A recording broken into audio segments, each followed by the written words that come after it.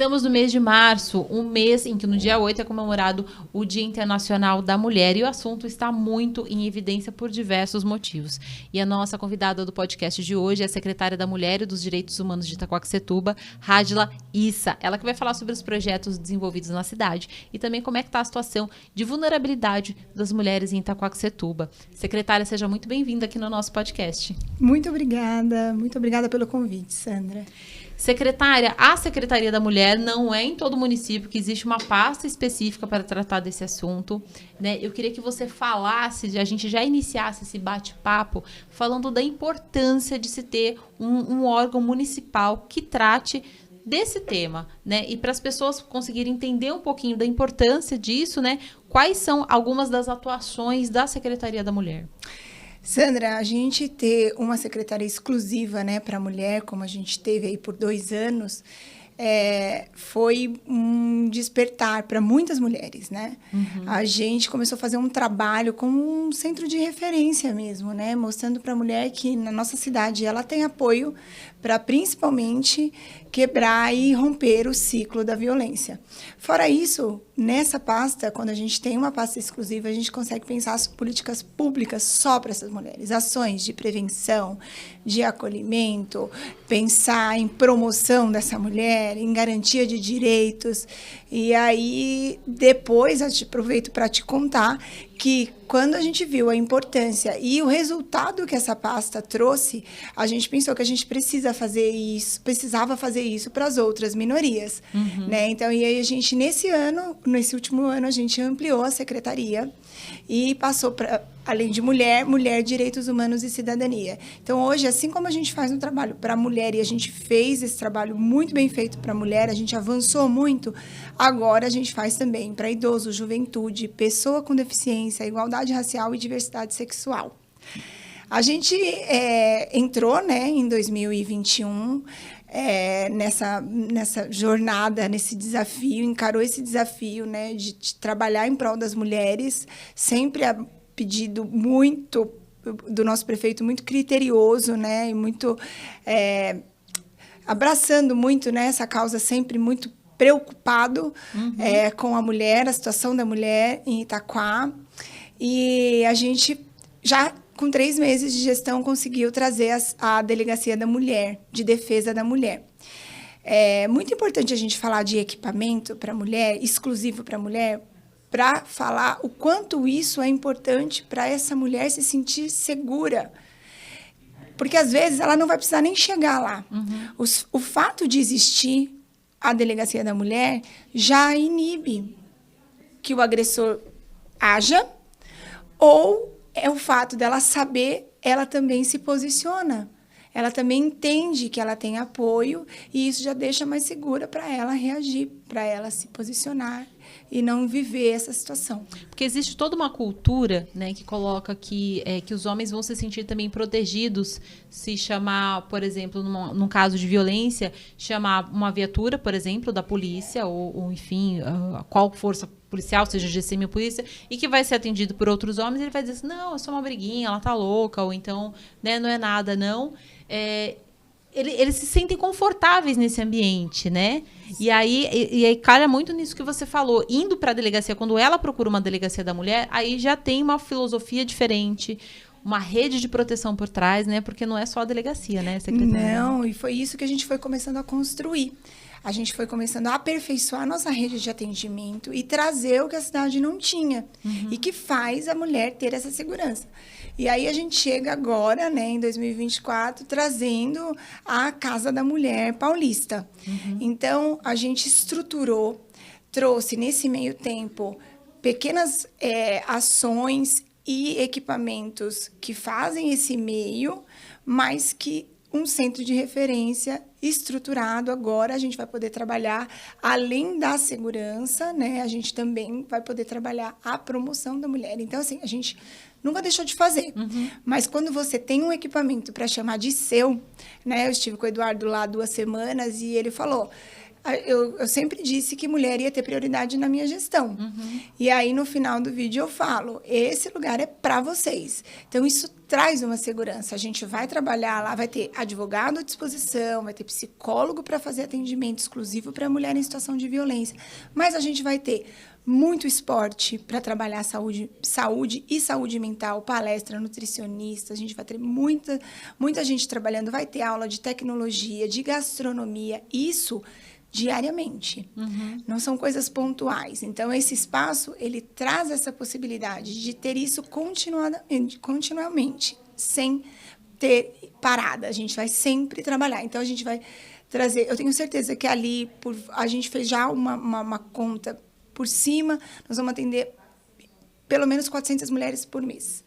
Hoje, a gente já tem mulheres assistidas, tá? Em situação que veio já em situação de violência e que a gente acompanha. Pessoas que voltaram, porque é normal a gente atender e voltar. Existe, né, esse processo, esse ponto aí de lua de mel e depois... E aí, a gente trabalha muito senso comum da equipe. Quantas vezes ela precisar, a gente vai estar ali, a gente vai atender. São mais de 700 mulheres assistidas hoje pela Secretaria. Desde a inauguração da DDM, a gente já tem quase 4.000 boletins de ocorrência.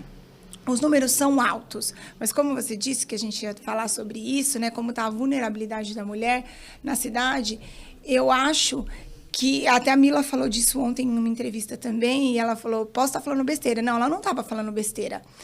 Cada vez que a gente divulga o trabalho e que a gente mostra tudo que a gente tem na cidade e o quanto a gente pode contribuir para essa mulher sair dessa história, a gente tem mais casos.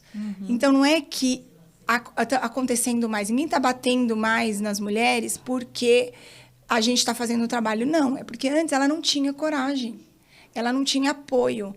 E agora, ela vendo esse apoio, vendo essa coragem, vendo esse trabalho, ela denuncia. Então, não é que elas estão apoiando mais, mas elas estão tendo mais coragem e denunciando mais. E dentro desse contexto, secretária, existe toda uma cultura já, eu acabo batendo muito nessa tecla da cultura, de quando a mulher não conseguir se enxergar sendo violentada nesse sentido, porque dentro do seu ciclo, às vezes a mãe também apanhou, porque a tia apanhou e a vizinha também, e aí fica aquela coisa meio velada, né? De não poder sair disso, né? Mas hoje a gente tem uma potência também de notícias, né? A mídia também tem falado, tem contribuído, tem tocado nesse assunto, as mulheres também têm falado, têm se posicionado de maneiras assim bastante contundentes, né? De mostrar que essa questão do ciclo de violência, ela pode afetar a todos. E eu volto a bater nessa tecla. Por exemplo, a gente tem um caso que, para mim, é um caso bastante emblemático, que é o caso da Ana Hickman, uma mulher linda, uma mulher bem-sucedida financeiramente e que veio a público com uma exposição, né, da violência que ela sofria, né? E aí vem aquele pensamento, poxa, se ela está sofrendo isso nessa posição, que dirá eu? Mas que ela também tem esse apoio, né, esse suporte. Eu acho que é uma reflexão que muitas mulheres fizeram. E, às vezes, vem esse despertar, como você falou, né? Exatamente. A gente insiste muito em divulgar. Principalmente os cases de sucesso. Mulheres que saíram dessas histórias e hoje estão bem, estão criando seus filhos, estão trabalhando, estão estudando.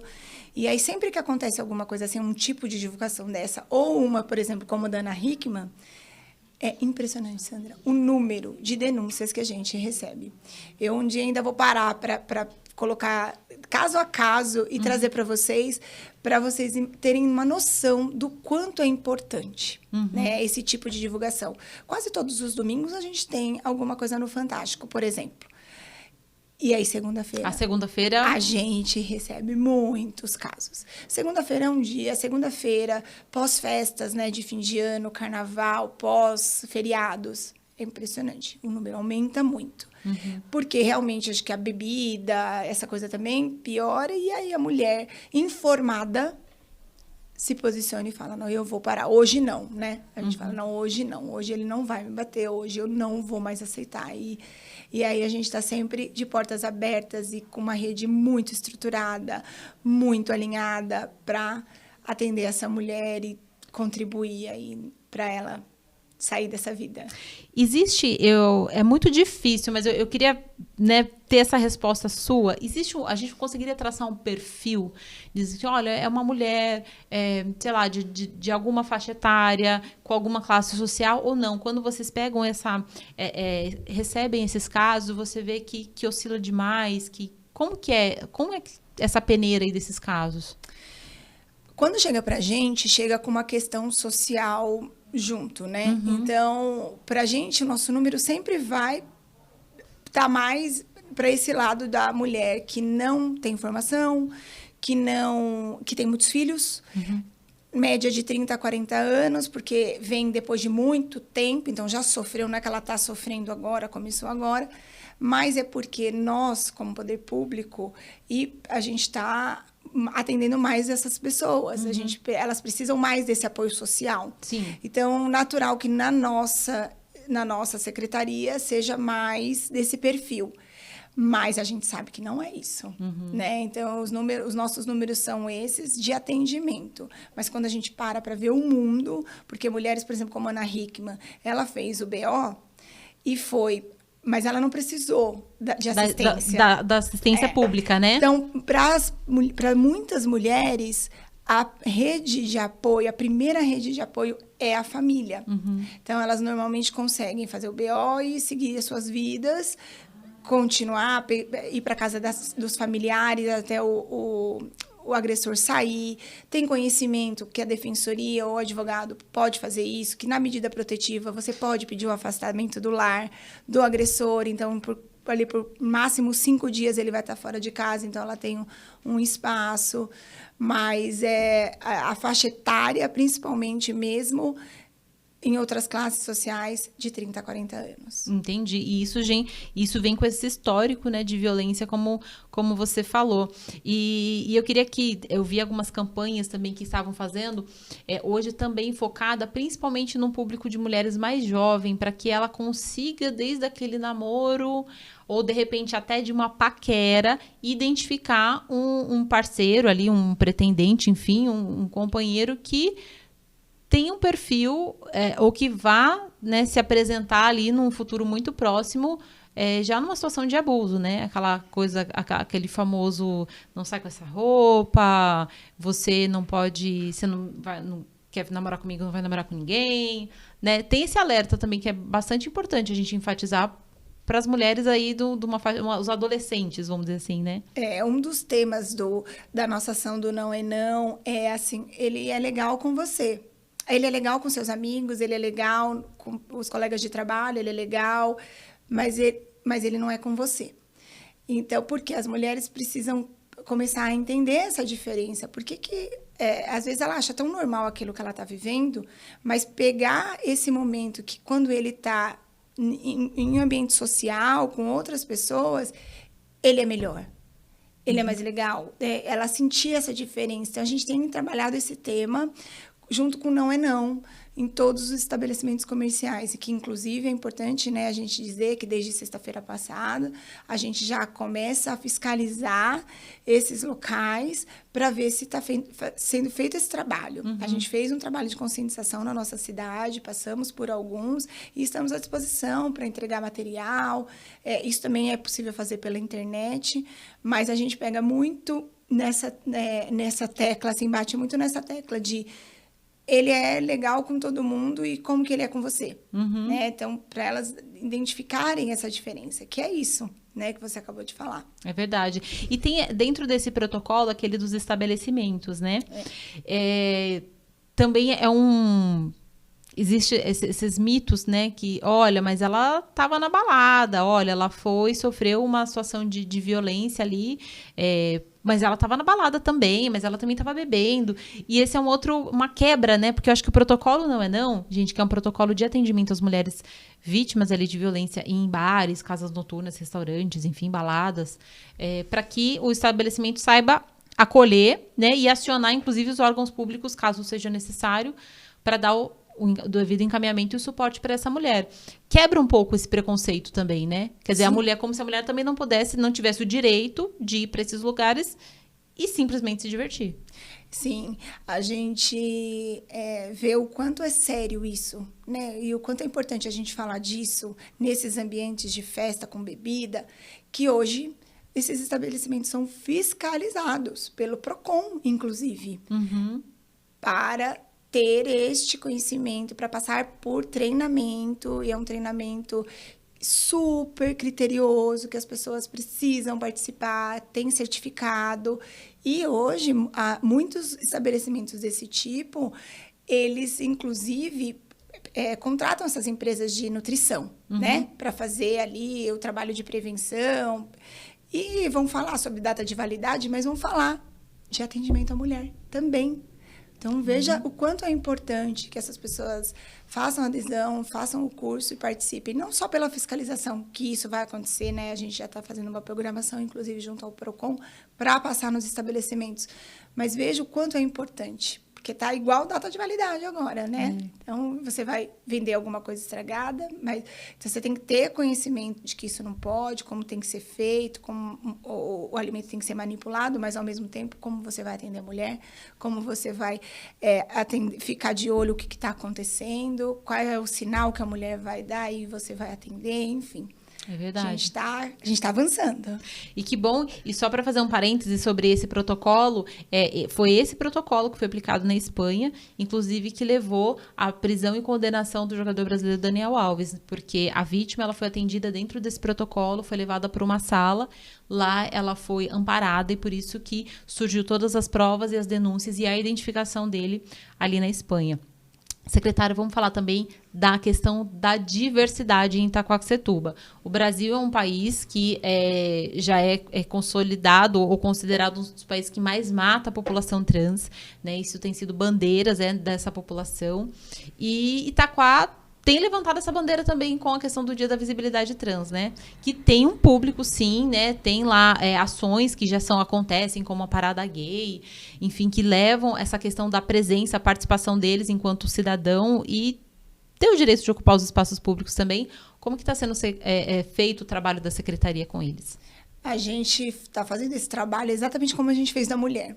São muitos desafios, muitas questões que a gente precisa discutir, né? A gente, inclusive, tem aprendido muito, né, sobre isso, sobre o quanto é desafiador, delicado, sensível, né? Você estar neste lugar e você ter dificuldade de ir ao banheiro. Né? Eles começam, os desafios começam desde de uma necessidade fisiológica, né? De um xixi que a gente nem pensa para ir lá e fazer, né? E eles têm que pensar, porque tem gente que está preocupado com isso, que banheiro que eles vão usar. Então, a gente está fazendo um trabalho, inclusive junto às escolas estaduais e municipais. A gente vem agora com uma campanha de conscientização. A gente conversa muito com uma ONG da nossa cidade, a gente faz um trabalho em conjunto com tanto esses eventos, essas ações de conscientização, até de ajuda mesmo, né? Na época do rodeio, a gente conseguiu distribuir cesta básica, porque muitos vivem ainda da prostituição, vivem à margem, literalmente. Então, a gente está olhando para essas pessoas e contribuindo.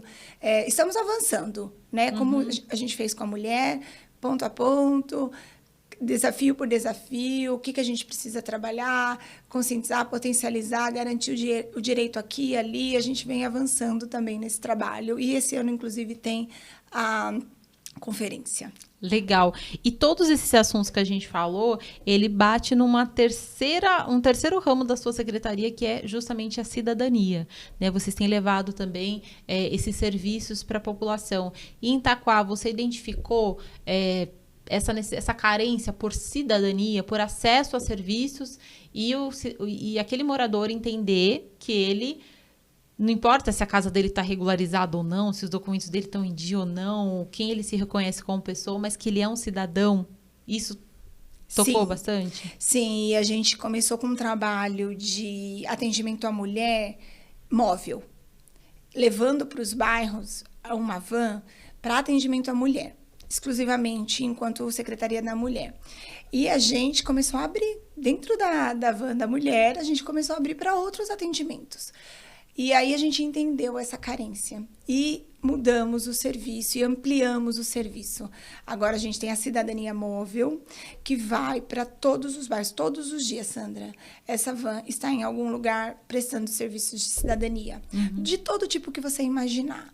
E você vai entendendo, a gente tem uma troca, né, com o pessoal que trabalha na van, praticamente que diariamente também. A gente faz um contraturno com eles de troca, porque você vem com um atendimento, normalmente ele não acaba ali na van.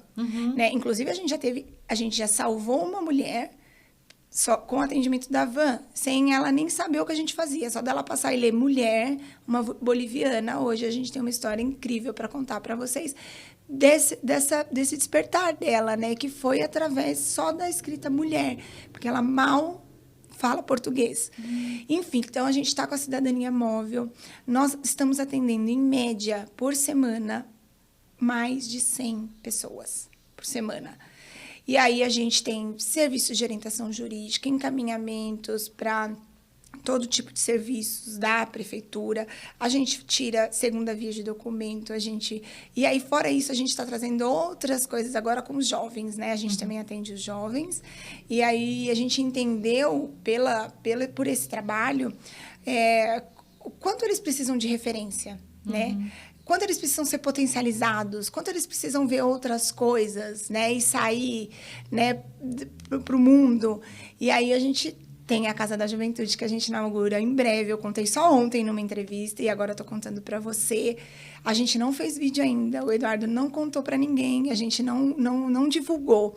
A gente vai trazer a Casa da Juventude e vagas para cursinho pré-vestibular. Olha que bacana. São 240 vagas esse ano. A gente vai ter em três turmas. Uma todos os dias à noite, uma todos os sábados e uma descentralizada. A gente vai para o Jardim Odete, que é onde tem o maior número de jovens. A gente buscou onde tinha o maior número de jovens, então onde tem um maior número de interessados. E a gente vai ter uma turma no Jardim Odete também. Olha que bacana. E isso tudo, eu queria agora, quando você assumiu a secretaria, qual foi o primeiro impacto que você teve, né? E o que te apresentou como um desafio que você nem imaginava que ia acabar estando ali na sua pauta, né? Porque a gente viu que foi todo um processo, né? Toda essa troca, quando tinha devolutiva, vocês iam, né? E formulavam projetos ali para solucionar aquela demanda, vamos dizer assim. O que mais te impactou quando você assumiu a secretaria? Ver todos esses casos, saber que existia isso tudo, né? Porque a gente sabia, todo mundo sabe, porque você convive. Não tem ninguém aqui que não conheça alguém que não passe por uma situação de violência. Ou que não passou. Não é verdade? Sim. Você pode perguntar para qualquer pessoa. Todo mundo conhece alguém que passou ou passa. E saber que não existia uma estrutura. Existia uma secretaria, mas não existia uma estrutura. Não existia uma rede articulada, uma rede aperfeiçoada para fazer esse acolhimento. E detalhes, né? De onde levar, para o que fazer com essa mulher. Então, assim, a gente chegou e falou, opa, a gente precisa estruturar, a gente precisa dar isso, né, para as mulheres. E mais do que o acolhimento de abrigo, né, que eu posso te contar que a gente agora tem o nosso municipal, nós inauguramos agora no segundo semestre de 2023. O maior desafio da mulher ainda não é não ter para onde ir, porque muitas vezes ela tem a casa dela e a gente vai fazer um trabalho para tirar o agressor, ou ela tem rede de apoio familiar, ou ela pode ir embora para algum lugar. O problema é como se sustentar. Muitas não têm autonomia financeira, não tinham uma projeção econômica, o que fazer, como fazer. E aí a gente começou a costurar tudo isso e trabalhar muito empregabilidade e empreendedorismo. E aí eu tenho um parceiro maravilhoso que é o Sebrae e a gente faz muito esse trabalho, inclusive a Casa da Mulher, 50% do trabalho vai ser voltado para a autonomia financeira. Porque você acha que esse é o principal entrave para que ela, inclusive, consiga sair e também pode ser até uma como é que eu posso dizer, de repente, uma armadilha em que esse homem agressor coloca, porque a partir do momento que ele não permite que ela tenha uma autonomia financeira, ela fica refém dele. Exatamente. Isso acontece e acontece em todas as classes sociais. Né? Muitas mulheres tinham sua independência, que trabalhavam, começaram um relacionamento. Ah, não, foi teu primeiro filho. Ah, não, você não precisa mais trabalhar. E aí vira essa dependência, você cria essa dependência e daqui a alguns anos a gente já consegue ver. Alguns casos, eu não estou falando que são todos. Mas esse é o maior desafio ainda para as mulheres que não têm capacitação. Então, você vê uma Ana Hickman da vida. A partir do momento que ela teve coragem, ela acabou e ela está seguindo a vida dela. E muitas mulheres, às vezes, está com a coragem, está ali, chegou o momento, mas e o que eu vou fazer? Né? Então, a gente divulga muito. A gente faz cursos de capacitação. Agora, a gente lançou, ano passado, a Semana da Capacitação do Empreendedorismo Feminino. E a gente já atendeu mais de 50 mulheres, assim, isso, mulheres por semana. A gente agora lança dia 11, mais uma semana dessas. É uma semana muito proveitosa, que a gente tem muitos módulos interessantíssimos e de despertar também. Porque vai mulheres para lá que não empreendem ainda. A gente tem o trabalho para as que empreendem, para estruturar, e aí chegam mulheres também que não empreendem. E aí um dos módulos é a ideia de negócios. Então, a gente traz muitas ideias de negócio, a gente contribui para a formalização desses negócios e tem dado muito certo. Eu tenho uma história linda para contar, assim, de uma mulher que morava no mesmo, já estava separada do marido, vivendo violência psicológica, financeira, mas morando na mesma casa, que foi fazer esse curso. Ele tinha uma borracharia dentro da casa, nesse espaço na garagem, e aí hoje ela pegou esse espaço para ela se separou definitivamente, teve coragem de fazer a denúncia, e hoje ela usa esse espaço para um negócio dela. Olha que bacana. Muito legal. E aí ela se apropriou do que era dela, né, de verdade. E, secretária, o que mudou na Radila depois de ter passado? Porque eu acredito que seja um processo também de aprendizado o tempo inteiro, ouvindo histórias e ouvindo. O que mudou na Radila de lá até agora? Sandra, a Radila, ela começou mudando depois do Pedro, né? Eu tenho um filho com meu filho tem síndrome de Down, e depois do Pedro eu me tornei uma pessoa diferente, né? Eu comecei a dar valor para coisas que eu não dava, a ter um olhar para lugares onde eu não olhava. E eu já comecei a querer fazer alguma coisa diferente para mudar o mundo, para melhorar o mundo para o meu filho. E hoje eu não quero mudar o mundo e melhorar o mundo só para ele mais, porque diante de tantas mulheres, de tantas histórias, é necessário que esse mundo melhore para nós mulheres, né? E aí você vai conhecendo outras pessoas, outras minorias. Então, essa Radila agora, lógico, ela quer trabalhar, ela precisa também do salário, mas ela também quer trabalhar por uma causa sempre. Eu não consigo mais me ver fazendo nada que não tenha uma causa envolvida. E como é que você sente quando você... e a gente fala muito da causa feminina sendo articulada por mulheres, o que também é muito importante, porque você cria uma rede, né, e essa empatia, e tem um mito muito... assim, que eu gosto muito de tocar nele, para a gente tentar desconstruir, que é aquele quando diz que mulher não apoia mulher, que mulher não quer ver a vitória de mulheres, né? Então, eu acho que é uma coisa que colocaram, talvez, para minar as nossas potências e para tentar desfazer essa união que existe, né? Como é que você sente também essa articulação e de fortalecer essa rede feminina? Eu tenho a alegria de estar próximo de pessoas que pensam muito parecido comigo, né? E aí eu sempre acho que a gente vai conseguir, né? Eu tenho pouquíssimos... É engraçado que a gente vai mudando a cabeça e a gente vai mudando também o nosso entorno. A gente vai pensando que até para a gente contratar, a pessoa precisa ter esse perfil, né?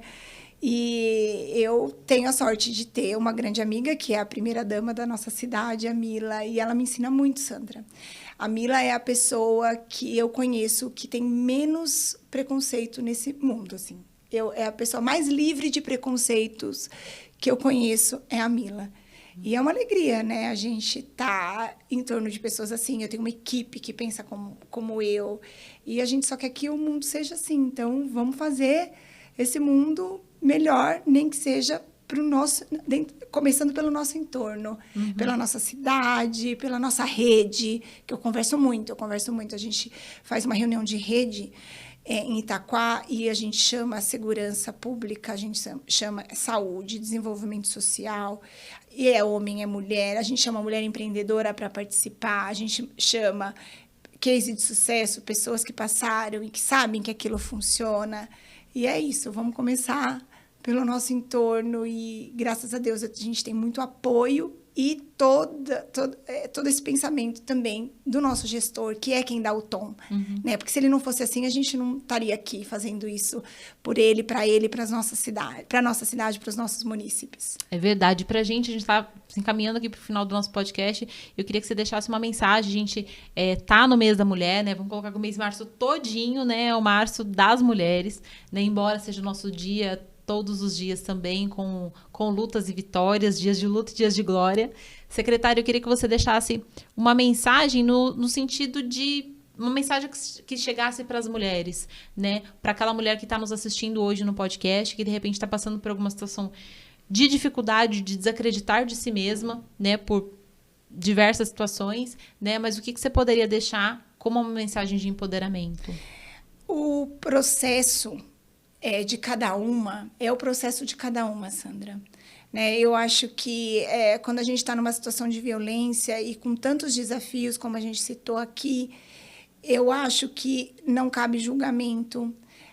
A gente quer sempre dizer que a secretaria está de portas abertas e que a gente, para chegar na secretaria, para conversar no centro de referência ou na cidadania móvel, onde ela encontrar um órgão público nosso, ela não precisa achar que ela tem que denunciar, que ela tem que prejudicar alguém, porque elas têm muito medo também. A gente vai estar sempre aberto para uma conversa, sabe? E a gente tem aqui em Itaquá, a gente tem todo o apoio que ela precisa.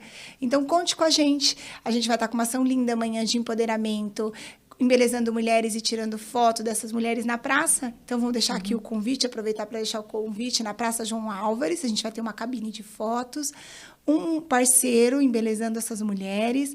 E à noite a gente vai estar homenageando algumas mulheres também que em seus protagonismos na cidade, que elas desenvolveram, o tanto que elas contribuíram. Então é importante a gente reconhecer nossas mulheres. E a gente está aqui para apoiar, valorizar e reconhecer as mulheres de Itaquá.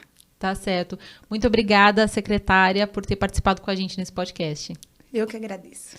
Você que nos acompanhou aqui nesse bate-papo, a gente conversou com a secretária da Mulher, Direitos Humanos e Cidadania de Itacoaxetuba, Radila Issa. A gente falou sobre os projetos da cidade, sobre os desafios, né, e a situação da mulher que está em vulnerabilidade social em Itaquá e que tem que ainda fazer esse contraponto com a questão da violência. Né? Para você que nos acompanhou nesse podcast, deixa aqui o seu comentário que a gente também quer ouvir você. Portal da Região, a notícia que você precisa.